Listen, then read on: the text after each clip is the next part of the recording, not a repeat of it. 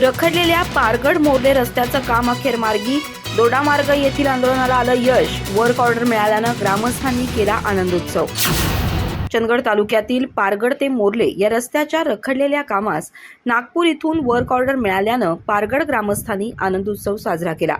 सामाजिक कार्यकर्ते रघुवीर शेलार यांनी यासाठी पाठपुरावा केला होता.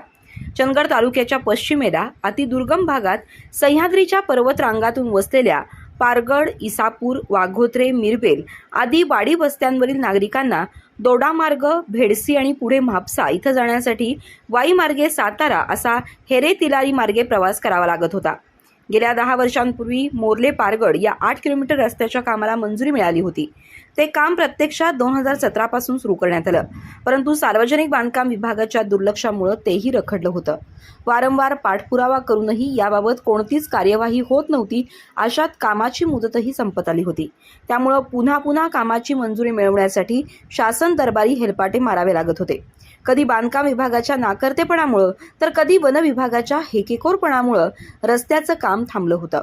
चंदगड येथील सार्वजनिक बांधकाम विभागाच्या कार्यालयासमोर तर कधी दोडामार्ग सावंतवाडी येथील कार्यालयासमोर ग्रामस्थांनी सुमारे 33 वेळा आंदोलनं केली.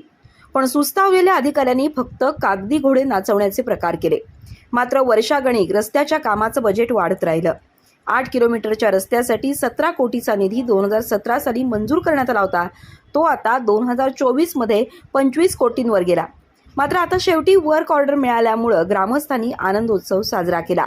आर न्यूजसाठी राजेंद्र शिवणगेकर, चंदगड.